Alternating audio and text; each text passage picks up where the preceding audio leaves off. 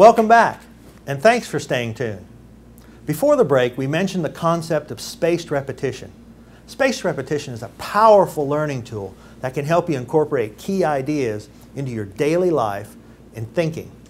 Learning and behavioral experts estimate that if you're exposed to the same idea or concept for 6 times over the course of 6 days, you'll retain up to 62% of that information. And here's the kicker: you'll retain it for 15 years to life. Repetition is a process that combines long-term development and not just short-term training. An example of the power of repetition would be the multiplication tables. If I ask you how much is 2 times 4, or 6 times 8, or 6 times 5, you'd have the answer almost by reflex. But if I ask you how much is 14 times 17, your gut reaction will probably be, where's my calculator, or where's my computer? And yet, how long has it been since you studied the multiplication tables? Probably back in the 3rd grade with the rest of us. Yet you still remember them, and most people remember at least up to the multiples of 10s or 12s. Why is that? Because we learn the multiplication tables through spaced repetition. Remember flashcards? That's how most of us learned our multiplication tables. Everywhere you went, seemed like flashcards were there. Your teacher had them, mom and dad had them, the lady at the checkout counter had them, the dog even had them. It seems everywhere you looked, flashcards popped up. Multiplication tables were something you had to learn, and we know that spaced repetition was the method used to internalize them. Now, what about things you don't try to learn?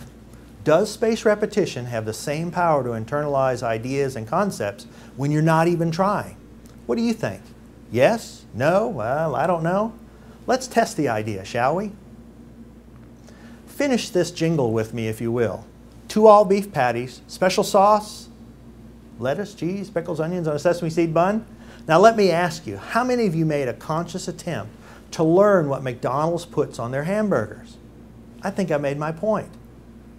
Now for those of you who weren't around or didn't grow up with McDonald's, here are a few more recent examples of how advertisers leverage the power of spaced repetition.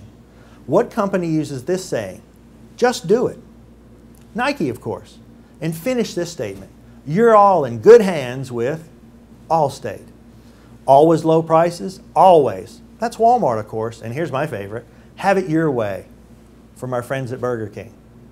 The power of repetition is tremendous, and most importantly, it is not a conscious kind of retention. But when stimulated, you respond almost automatically with the endings. The same is true with how we spend our time and how we make decisions about how we spend our time. And unless and until you develop better time strategies, time management is out of the question. Time is actually an interesting phenomenon term. In fact, time management is an oxymoron. You can't manage time. You can only manage yourself and how you choose to spend your time. It takes energy and hours to achieve your goals. So time management becomes the way you use your energy in the time you have available. Now, some people propose that we compartmentalize our different life areas, separating them into our personal life, which is different from our business life, which is different from our family life. In fact, this is really not possible. You are who you are and who you are becoming, and you bring you with you wherever you go. You don't have the ability to divide your life up into these neat little compartments. Furthermore, factors from each life area will affect others. If you're overwrought, uptight, and stressed at work, you'll probably take that stress home with you, and it will affect the quality of time you spend with your family and friends. The key is to create balance in both your personal and your business life areas. The most powerful tool we have found for creating that balance is goal setting. Let's talk a little bit about goal setting. People are basically goal directed.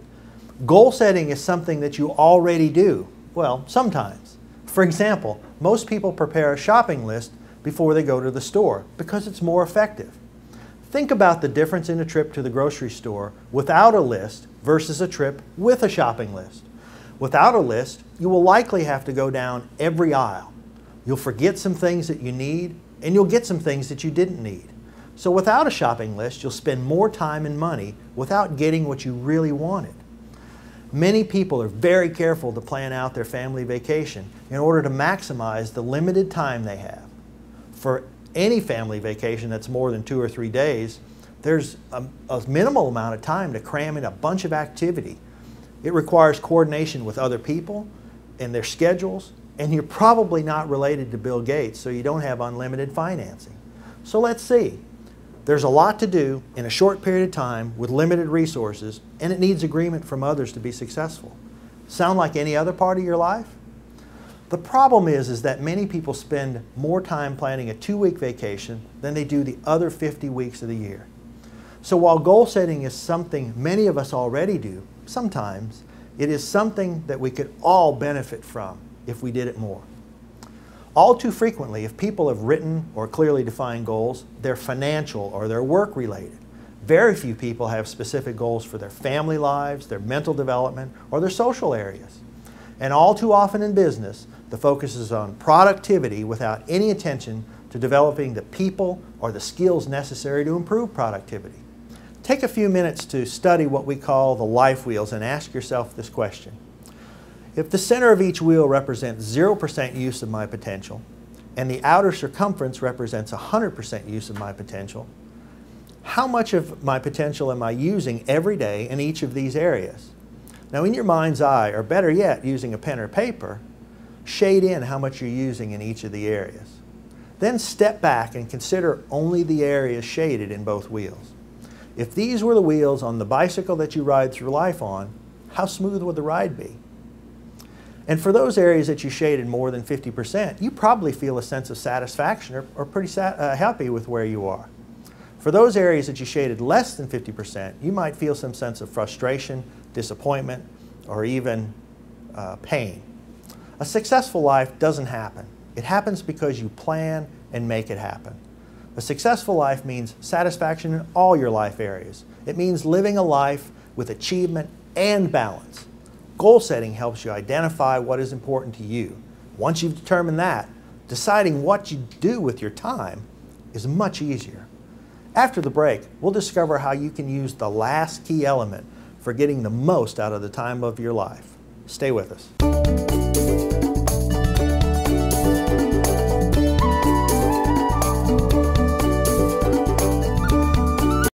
Even with this sledgehammer, I can't break this door down.